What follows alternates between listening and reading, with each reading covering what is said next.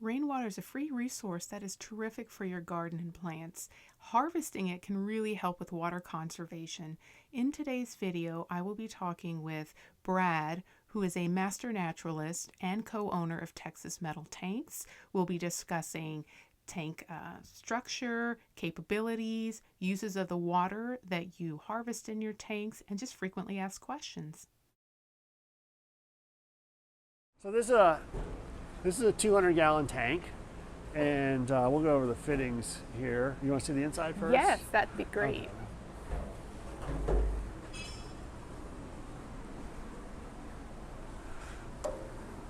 So it really feels like a hard acrylic shell. Okay. And you can kind of see where the caulk was, where the rivets were. And like I said, this is all ANSI NSF 61 approved for potable water applications. So the thing you need to know about that, though, is that just because you put water in here doesn't mean it's potable. If you're collecting rainwater, it still has to be purified. But if you wanted to put pure water in here, you absolutely could. So gotcha. And we're seeing more and more of that after that winter storm a couple of years ago. People are just like, hey, I want to have an emergency water supply. Yep. And I want a tank. It might go in my garage and just keep it full of water in case something happens. So gotcha. So they are they're not necessarily collecting rainwater and then purifying it. They are actually pouring water in here and storing it. Exactly. Every tank has 3 fittings. Okay. Typically. So you need to get water in, you need to get water out, and every tank is going to overflow at some point. So, you know, if you get 3 inches of rain off of 1,000 square feet, that's what, 1,800 gallons. So if you have this tank off of 1,000 square feet, it's 200 gallons, and you get 1,800 gallons. 1,600 gallons has to go somewhere because it's all draining in there. So this is the overflow, and this is a 3-inch male PVC adapter. So what we recommend is you get every fitting that we use is standard Home Depot, Lowe's type stuff. There's nothing proprietary. You can get it at your local hardware store. So get a 3-inch stick of PVC pipe that's 10 feet long and a couple 90-degree elbows, and run this overflow to the ground, and then point it away from your tank, away from your house, away from wherever you want the water to go, because this is basically going to replace your downspout from your gutter. So, got it. but we just stub it out and we let you take care of that. So gotcha. Getting water in is, you can go with one of these fittings as well and run the downspout, take the downspout out, put in PVC pipe, and you can absolutely get a second one of these as an inlet. For tanks, 1,000 gallons or less, typically. There's no rules. I would say 90% of our tanks, 1,000 gallons or less, are going to have this screen mesh basket. Okay. This is a stainless steel screen, so it's not going to rust out. This will keep leaves and debris out of the tank. Anything that's in your gutters that could possibly wash into the tank, this will keep out. And so when your tank arrives, this top is not going to be screwed down. It has some assembly is required. You're going to have to screw down this top.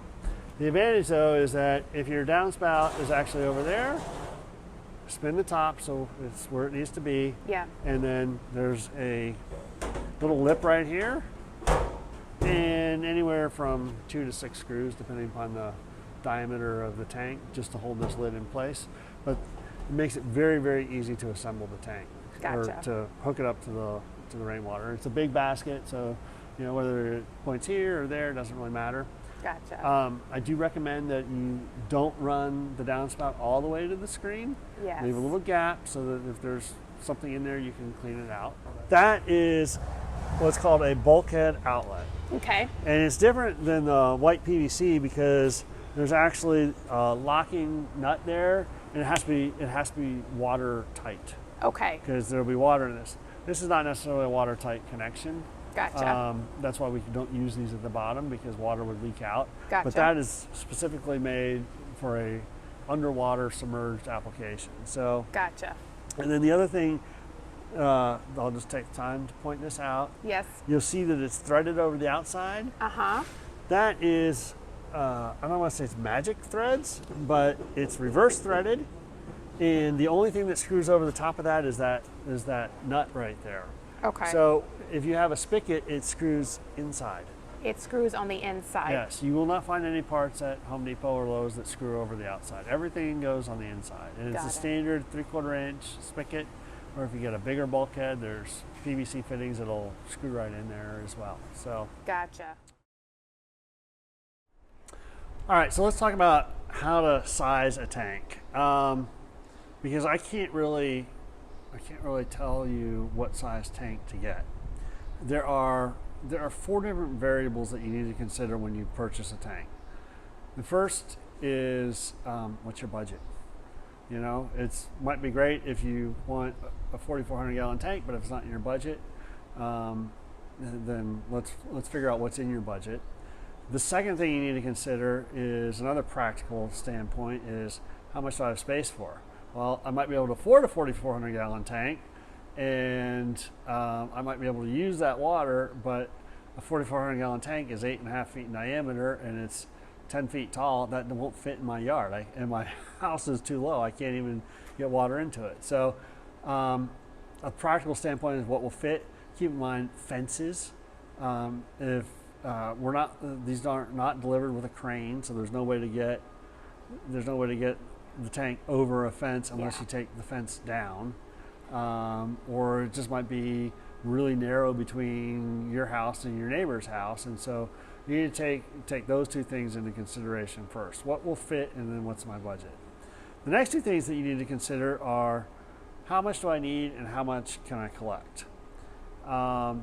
How much you need kind of depends on what you're going to be using the water for. If it's a really small garden, you may not need that much water. If you've got a larger garden, you've got some fruit trees that you've planted, you want to have some for an emergency backup just in case. You might have to go boil it, but you want to make sure there's water there in case something happens. All those factors come into effect as to how much you need. Typically, I would say a small garden, 8 by 10-ish, I would want to have at least 300 gallons capacity. That's me personally. For my garden, I had, I moved, but I had an 8 by 10 garden. I had a 300 gallon tank. That was not enough water during the summer, but it was a good amount to get me started and allow me to, for the most part, water my plants with rainwater. So, and then bigger, of course. How much you can collect. So, per 1,000 square feet of covered space. It doesn't matter whether the roof is pitched like this or it's a flat roof, it's the pad. If it's 1,000 square feet, a 1-inch rain is 600 gallons. Wow. Rule of thumb is plan for a 2 to 3 inch rain event. So, so as I've said, you can collect an awful lot of water. Most people can collect more than they really need. But 600 gallons from 1,000 square feet, and there's an overflow in the tank. So if the tank overflows, if that's too much, the water will go somewhere. But just keep that in mind. So this is our smallest tank. It's 90 gallons. It's 2 feet 9 inches tall, and it's 30 inches in diameter. And I would put this on no bigger, well, I would recommend this for a covered porch, 10 by 10 or smaller. Okay. 10 by 10 is 100 square feet, so that would be 60 gallons from a 1-inch rain. So an 1.5 inches of rain will completely fill this tank up. Not very much, but it does have an overflow. So even if you have 1,000 square feet that are pointed into this tank, a lot of water is going to come out of that overflow. This to the left here, this is not our largest tank, but this is a 2,000 gallon tank. It's 7 feet diameter and it's 7 feet tall. Our heights are always measured to the top of the sidewall. The peak can add as little as maybe 4 inches on a smaller tank up to 24 inches on the larger tank. So it's a bit of a dome there at the top. Yeah. Yep. And This is a 2,000 gallon tank. So let's see if I did some math on 1,000 square feet.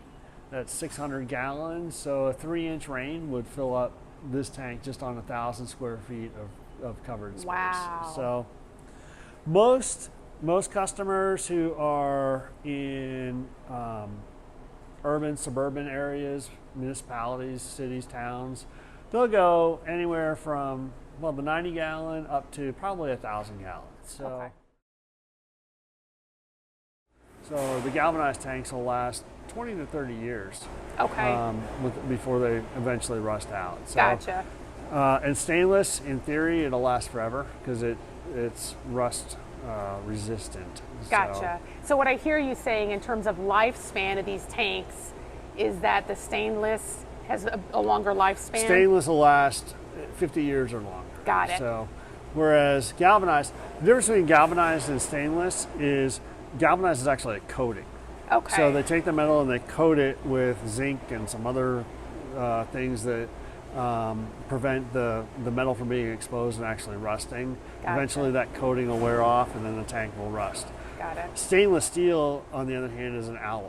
So it's iron or steel that's been mixed with nickel and some other metals that provide the corrosion resistance. Gotcha. And there's different grades of stainless steel. We use 304, which for this type of application is more than adequate.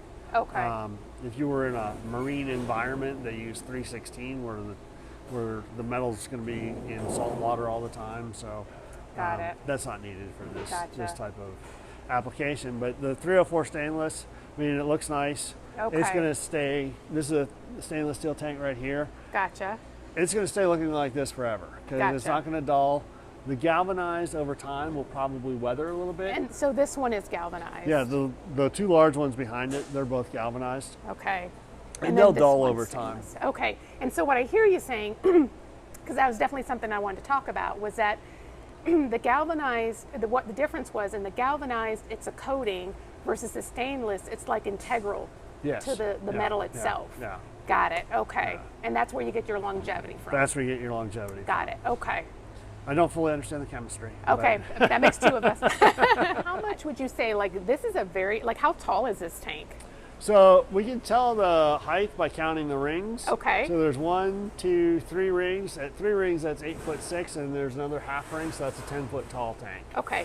So 10 foot and probably in, Probably 8 or 8.5 feet in diameter. wow. And so this can hold about how much? That's 4,400 gallons. Okay. That's our biggest tank. So Gotcha. we could probably make larger tanks if we changed our equipment up a little bit, but we can't transport anything bigger than this down the road without getting a special permit. So this is the biggest tank that we make. Yeah. That And just makes sense. there are larger tanks out there. They're made by different companies. They're assembled on site, and because they're assembled on site, they put a bladder on the inside of that tank to actually hold the water. But those tanks can get as big as 600,000 gallons. Wow. They can be really massive. Our tanks, when they leave the shop, they're ready to hold water. Gotcha. So, And these are all going to be above ground. all of our tanks are designed to be above ground. Gotcha. So the round cylinder does great at holding something in, but when pressure is exerted from the outside, kind of like a Coke can or something, it's Got not easy to dent, but it's not, the round is not designed to withstand pressure from External forces. external stuff. pressures. Yeah. Got it. And the other thing is, you know, I mean, this is a really big tank. This is, you said, can hold 4,400 gallons, but you can connect it to Yeah. another tank and like double, like another tank just like it, and like double your capacity. Yeah, you can. Potentially. You can daisy chain as many tanks together as you want. Usually when people daisy chain, you should daisy chain at the bottom. That way, okay. that way they all fill up at the same level and they all empty at the same level. Gotcha. If you, now there's no reason why you can't, but if you have one tank that fills up and then flows into another tank and then flows into another tank, that would work, but then you've always got to figure out, well, which tank has, how much water is in this tank and which tank do I need to use first and whatnot. So it's just, as long as they're all at the same, basically the same elevation, just daisy chain them at the bottom, and then Okay. all the water, the tanks will fill up at the same rate. and empty at the Okay. same rate. And then you can have, one common overflow, or you can have an overflow in each tank, and you can have, one downspout leading to one tank, another downspout filling up another tank, or all the tanks filling off of the Lots same of possibilities. downspout. Yeah. Now, question: could I use my outlet to daisy chain to another tank? You could. Okay. Absolutely. Okay, because Absolutely. I've already am thinking about that. Okay. So usually, though, I mean, you can certainly daisy chain tanks together. Usually, what happens is someone will buy a tank and connect it to one downspout, and then realize, whoa, I'm really using that water, and I've got 3 other downspouts. Yeah. And they'll put another tank at another downspout, and another tank at another downspout, and so that's really what I recommend to a lot of people. Is like, look, get a tank. If you use the water, if you enjoy, you see the results in your garden, you can collect way more water than this tank, than even that tank can hold. Okay. So, a 1,000 square foot house in Central Texas gets about 30 inches of rain a year, which is 18,000 gallons of water. Wow. So 99% of our customers, they can collect way more than they think that they can. So another question we get is, does the tank have to go right next to the downspout? And the answer to that is no. Okay. I mean, so it's easier if it's right there by the downspout, because as we'll get to the fittings in a little bit, but you just point the downspout into an inlet. As long as the downspout level is right here and the inlet to the tank is a little bit lower, Okay. the tank can be right here, or it can be 100 yards away. Okay, and I think I've seen that where folks have just kind of created like a separate pipe to kind of go to. Okay. Yep. Gotcha. So, usually it's not 100 yards away, but usually it might be in the back corner of the house or the lot or something like that. So Gotcha. you can, depending upon where you are, if there's no rock, that's not a big ordeal. If you've got a lot of rock that you have to trench through, that can become a bigger deal. So if you want to actually use your rainwater for a potable water system, this building is 5,000 square feet. We actually collect rainwater here and use it for drinking, coffee maker, all that good stuff.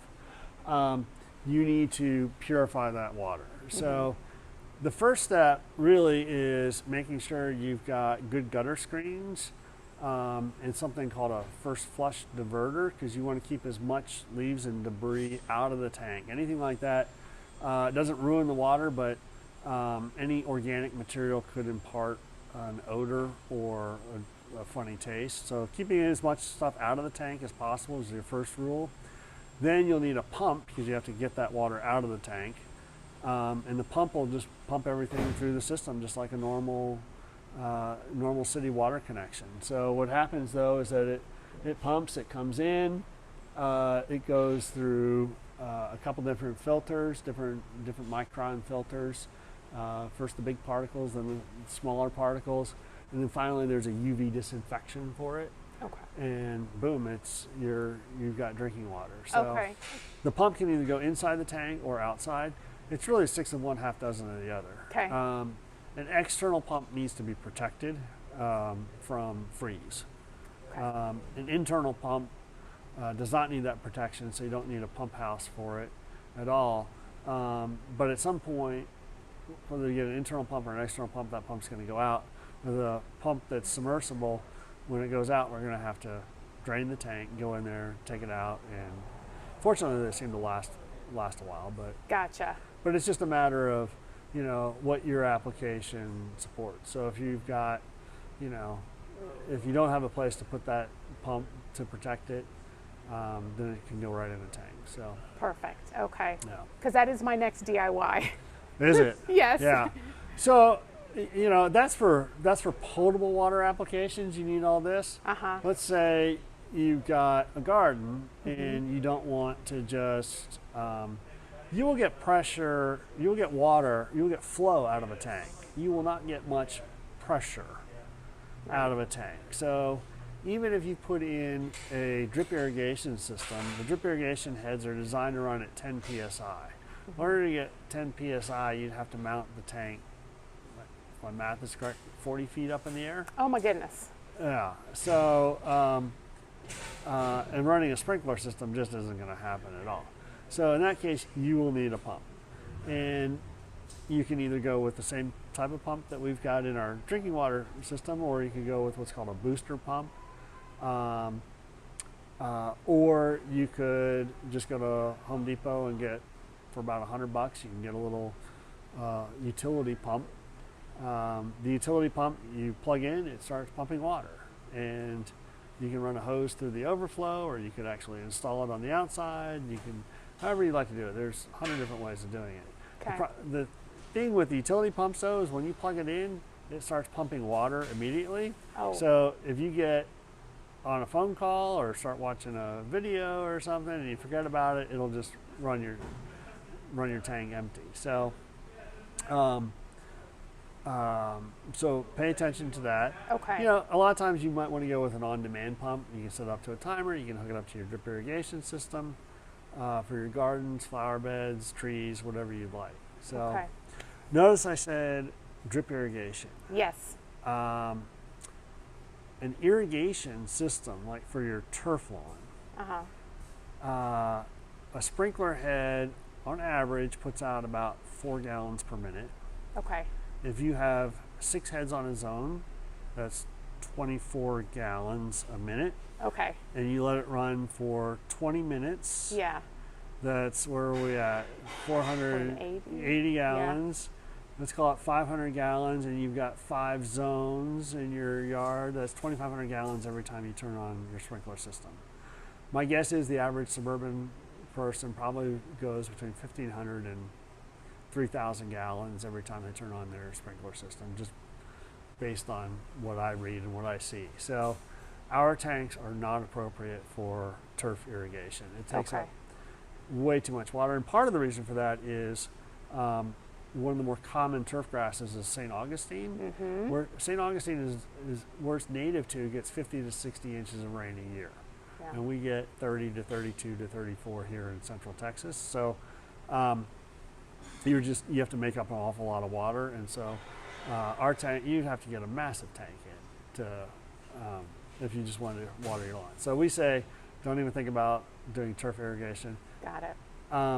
And it's just grass, it's a monoculture. Use rainwater where it's really beneficial. Rainwater is awesome for plants. Yeah. When it rains, everything greens up because rainwater picks up nitrogen from the atmosphere, which is a natural fertilizer. And so storing that rainwater, using it for your gardens, your flower beds is totally perfect, totally ideal. You couldn't ask for a better source. There's no city municipal water. They add things like chlorides or chlorine to it. Fluoride, which is good for your teeth, it's a salt. It's not necessarily good for your plants. So anything else that might get added in the treatment process for drinking water isn't great for plants. So use your rainwater for your garden where you want your best productivity and best vegetables. So yeah. Another tip that I tell people is, like last night, the weather forecast was actually pretty accurate. We knew we were going to get rain. We weren't sure exactly how much, and we did get it. So if you have a tank and it's appropriate and you really do believe that it's going to rain, I tell people use that water, drain it. Okay. Drain it completely. Use it a few days beforehand, and that way when it rains, it's going to fill back up with more water, and so you're collecting rainwater to use for your plants. Don't be afraid to use it. So, especially if you know that there's rain coming, go ahead and fill up some 5-gallon buckets. Yeah, fill up some 5-gallon buckets. Watering cans, everything. You know it's going to fill back up. Yeah. So, go ahead, soak your trees. Let them get a good double the amount of rain that they're going to get, because let those soak. We talked about pumps a minute ago. A soaker hose is great for a rainwater tank. Okay. So particularly in that application, just open the valve at the bottom, open up the spigot, connect it to a soaker hose, and just let that tank drain out over an hour or 2 or 3 hours and really saturate the ground well. So if you guys are enjoying this information, would you consider subscribing? It really does help viewers like you find this channel, and it also lets me know that you're interested in me doing this level of work. So awesome. Thank you. Thank you. So what's the big deal with metal? Like, why metal over wood or over plastic? What's your take on that? So we have a couple different responses for that. Both all hold water just fine. The people purchase our tanks for the aesthetic look. They've been around for since the 1930s that we can trace back the roots of this company, and some of our manufacturing equipment is probably 70 or 80 years old. Okay. So there's that nostalgic, the classic Texas metal cistern. There's that classic look to it.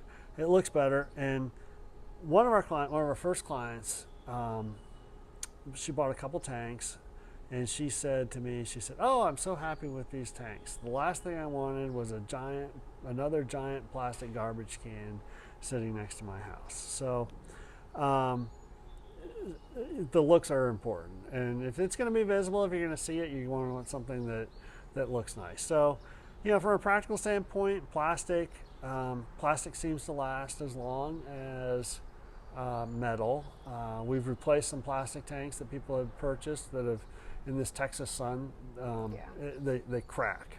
So when a galvanized tank starts to rust through, it'll start to leak a little bit. When a plastic tank goes, it just cracks and all the water drains out. So, and then the question is, well, what do you do with your tank at the end of its lifespan? We like to say that with our tanks, it's 100% recyclable. It's metal, just get it to a recycling center, they can do that. Whereas a plastic tank will spend 1,000 years in a landfill. Good point, yeah. There is, some people are concerned about things that could leach from plastic into the water. That's for them to figure out, but for the most part, people buy our tanks because they like the looks of them. Yeah, so. I know that's why I did. Yeah. So what's the maintenance? I know we may have talked about this somewhat already, but what should I expect in terms of maintenance for my metal tank?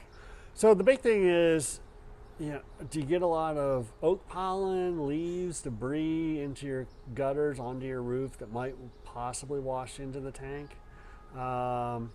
If you're noticing that the water is coming out and it's not totally as clear as you'd like, or it's coming out sluggishly, you probably would want to take the top off and take a peek in there and see what's going on.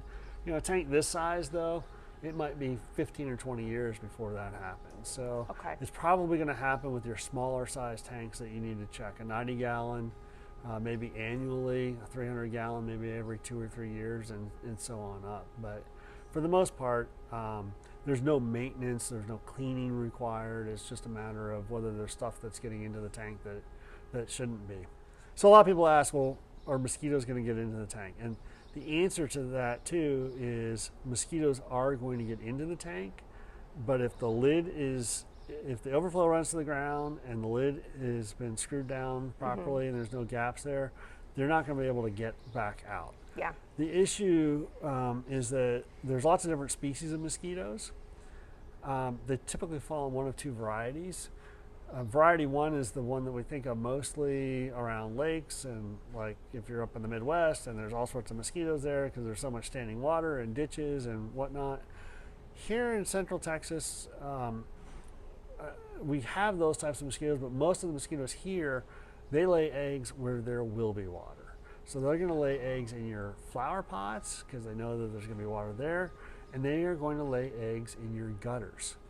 So when it rains, those eggs are going to actually wash into your tank, but it's not going to be a mosquito problem for you as long as you've got the tank sealed. They're never going to get out.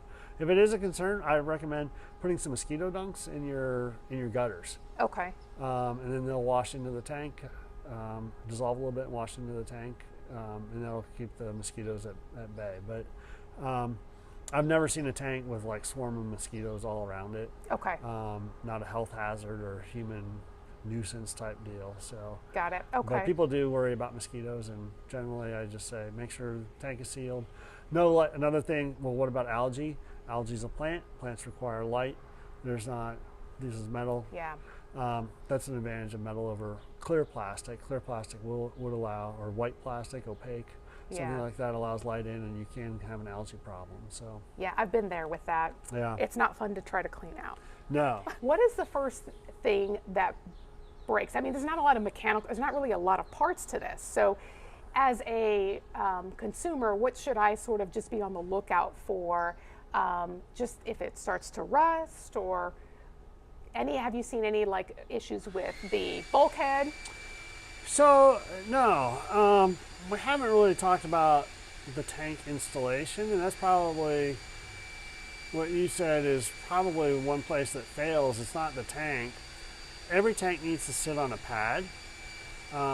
It does not need to be concrete. In fact, we actually recommend that you sit the tank on pea gravel or decomposed granite. Okay. And so, to get back to your question, what do you need to watch out for? Make sure that pad isn't washing out for whatever reason. Make sure that your pad isn't falling apart, because like this tank here is just sitting here waiting to get picked up. But if we were to add water to this tank, because that lip isn't supported, that's an awful lot of weight. Water weighs 8.3 pounds per gallon, and that's probably 20,000 pounds of pressure sitting on that point. So make sure that your pad hasn't washed out. Make sure that your tank has a uniform pad that it can sit on. Gotcha. Don't build a box and then fill it with sand and then set the edge of the tank on the box, because that sand will wash out, and again, underneath won't be fully supported. So make sure the entire bottom of the tank has a uniform solid support. Solid support. The entire, nothing hanging over. Nothing hanging over. Okay. You mentioned a first flush diverter. Is it only important if you're trying to do the potable water, or do you really need one for if you're just using it for like gardening purposes? So this is my opinion. Okay. Let me be on the record for that. Okay. The advantage of a first flush diverter is, well, let me describe it. So it rains, and water comes out of the downspout into a pipe. Okay. And that pipe has a little cap on it, and there's usually a pinhole, or you can put a valve there or something like that, so that the water drains out. So that pipe will start to fill up with water as it starts to rain, and eventually it'll get up to this level and tee off and go into the side of the tank. Okay. So the idea is that anything that was in your gutters is going to go into that first flush diverter first. Okay. And it's not going to go directly into your tank. So leaves, debris, possibly some mosquito eggs, I have no idea. They're all going to go into that pipe, nothing will go into the tank. So as far as keeping things out of the tank, that is far and away the best thing that you can do. Okay. And if you're going to use it for potable water applications, absolutely I recommend that. Okay. Having said that, it still has to be cleaned out, and there's maintenance. Okay. And your general typical homeowner isn't going to do that. So when that pipe gets full of dirt and debris, it's like nothing is there. Okay. And so every time it rains, it's just going to go straight Right into the tank. Yeah. So if that's what you're relying on as your sole filter, as your first flush, I don't recommend installing it. So, Gotcha. Okay. So, unfortunately, if you're in the city of Austin, they have a rebate program. Okay. And which is great, 50 cents a gallon. Okay. If it's 500 gallons or more, they do require that first flush diverter. Oh, okay. So, Because my count, like my area won't give us a rebate, yeah. but I saw that on your website. So you might have to ask before you install, or does it even matter? It does. Okay. If you're in the city of Austin, the way the rebate program has worked at least the last 5 years, if the tank is under 500 gallons, send them a receipt, and they will send you a check for 50 cents a gallon. Okay. So if you get a 200-gallon tank, they'll send you a check for $100. Okay. If it's 500 gallons or more, there's a pre-approval process. Gotcha. But in my feedback from customers who have gone through that, it is super easy, non-invasive, fast. Usually you submit an application. If you submit it on Monday, I've heard that they're out there by Wednesday or Thursday just to do a quick inspection. And really, the purpose of the inspection is twofold. One is make sure you don't already have a tank there that you're trying to get a Forever. rebate for it. Okay. Yeah, you're not trying to cheat the system. Okay. And the other thing is that if you're there and you can meet with them, they'll talk to you about other rebate programs that they offer as well, such as for, better toilets or sprinkler heads or stuff like that. So Okay. it's really non-invasive. It's not that big of a deal. But they just, if it's 500 gallons or more, you have to get pre-approved. Gotcha. So, Pre-approved for 500 gallons or Yeah, more. That's yeah. the big. Okay. and that is a 500 gallon tank. Okay. So if you buy 6 400 gallon tanks, even though that's 2,400 gallons, each tank is under 500 gallons. So Oh, see, that's a good. I'm so glad you said that because I mean that's how I would think. Yep. So it has to be the tank itself has to be 500 gallons. Yep. It can't be a bunch of lower ones that are 500 or more. Yeah. Okay. I mean, Got it. if you get 2,400 gallons of multiple tanks, they'll send you a check for $1,200. Yeah. So, and no Okay. inspection. So. Okay. Good to know. Common HOA issues. Do you encounter them?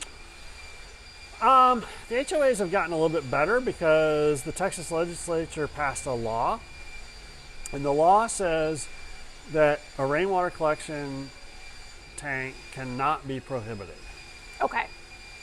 So they can't say no. Okay. They can say, well, we don't want it seen from the street, Got it. or it can't peek over The fence. the fence. So in most cases that hasn't been a problem. And we've had more and more drought since that law has been passed, and I think the HOAs are becoming more and more lenient. So Yeah, which is great because I did hear in some states rain harvesting is restricted. state of Colorado is Yeah. the most restrictive state. The state owns the water in the clouds. That's so weird. And I don't know exactly what size rain barrel you're allowed to have. I believe it's under 100 gallons. Oh, wow. And you are now allowed to have a rain barrel that, as long as it's under 100 gallons. I'm not exactly sure what the number is, but yeah. That doesn't mean we haven't shipped tanks to Colorado. Okay, It just means that they're not visible from the street, probably. we won't tell. Yeah. They won't tell because I don't know who you are. Give me like some common amateur mistakes that you see like homeowners like me making with these tanks. I wouldn't say it's a mistake. I would say that when someone orders a 90-gallon tank, I try and inform them how quickly it's going to fill up. Okay, So, but that might be what's in their budget, and just start there. It's just, you can collect an awful lot of rainwater. And I said earlier, let's start with one downspout, start with a tank, and then add more if you use that water. gotcha. So it's not really a mistake to do that, but, and then, for installation, that basket inlet makes things so much easier. Gotcha. For installing a tank 1,000 gallons or less, it's probably going to have a basket. It's probably going to have just one downspout feeding into it. Mm-hmm. So if your tank is 1,000 gallons or less, the actual cost of installing the tank is probably $200 or less. Mm-hmm. Depends on the diameter of the tank, but the installation is really a 3-step process. Okay. Build a pad, turn the top so that basket is aligned with the downspout, point the downspout into the basket, and then run the overflow to the ground. Got it. Optional, here's a good tip. If you don't want to look at PVC pipe, don't want to see a white plastic fitting, get a can of metallic spray paint, metallic gray, Rust-Oleum or Krylon. Okay. Both make it, I believe, and spray paint the PVC, and it's going to look just like the tank. Okay. And no one will know the difference. Okay. So, Yeah, because aesthetics is a big thing. Yeah. And so you're like, well, I got all this PVC pipe. That's a good tip. Okay, awesome. This has been so informative. I know there's going to be more questions. I'm sure there will. So if you have more questions, please do consider typing them in the comment section below. Send them to her. Yeah. I'm hoping that maybe somebody from Texas Metal Tanks will kind of keep an eye out and maybe address them. But if not, they're an excellent company to call up and talk to. They've been, when I bought my tank, they were so helpful. So, but thank you so much, You're Brad, welcome. for your You're time. welcome. I so enjoyed it. It's just really cool person, really neat company. Excellent option. Like Brad said, it's not necessarily better than some of the other options, but it's a good option to have. So y'all take care. If you can use these 1 foot wide strips of 20 gauge stainless steel, the company is willing to sell this to you at cost. Unfortunately, during the milling process, this 1 foot strip gets left over, and currently they just don't have any way to utilize it. So this might be an excellent opportunity for someone out there.